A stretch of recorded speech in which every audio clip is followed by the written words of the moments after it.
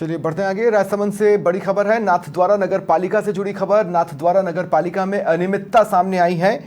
500 करोड़ के घोटाले की अनियमितता की बात सामने आ रही है। साल 2022 से 2024 तक जमीन आवंटन और विकास कार्यों में घोटाले हुए। नाथद्वारा विधायक विश्वराज सिंह मेवाड़ ने ऑडिट करवाया था। तत्कालीन कांग्रेस सरकार और कांग्रेस पालिका बोर्ड पर आरोप है कि मिराज डेवलपर्स को फायदा पहुंचाने के लिए काम किया गया। विधायक ने सरकार से दोषियों के खिलाफ कड़ी कार्रवाई की मांग की है।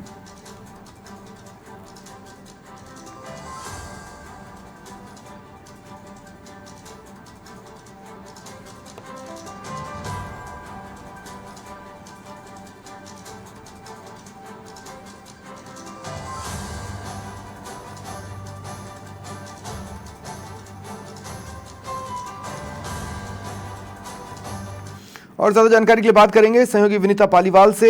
विनीता, क्या जानकारी है आपके पास? जी बिल्कुल, कल वहाँ पूर्व पार्षद के पति जो पीयूष लाहौटी है, उन्होंने इस प्रकार से एक प्रेस कॉन्फ्रेंस की और 500 करोड़ की घोटाले की बात कही, जहाँ के 3 प्रकार की जमीन, मेन बस स्टैंड और जो शिव मूर्ति जो बनी हुई है उसको आपसी सहमति से लोगों को नुकसान पहुंचाते हुए, राजस्व को नुकसान पहुंचाते हुए ये जो जमीन थी ये एक निजी कंपनी को दे दी गई। जी, किस तरह से दी गई, किस तरह से नियमों की अवहेलना हुई, इस पर भी थोड़ा प्रकाश डालें।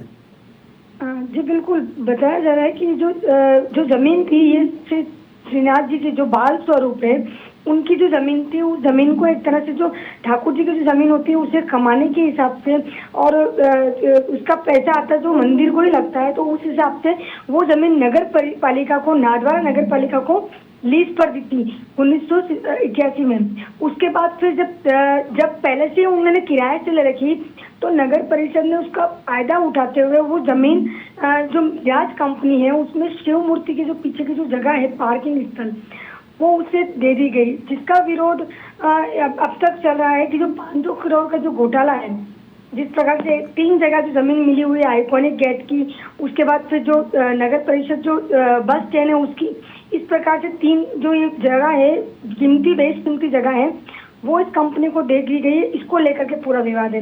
इसको लेकर के जो राजसमंद के जो नाथद्वारा विधायक है विश्वराज सिंह मेवाड़, उन्होंने पूरी जांच को वापिस करवाया और इस मामले में अनियमितता पाई गई। जी ठीक है, शुक्रिया। तमाम जानकारी के लिए आप नजर बनाए रखें।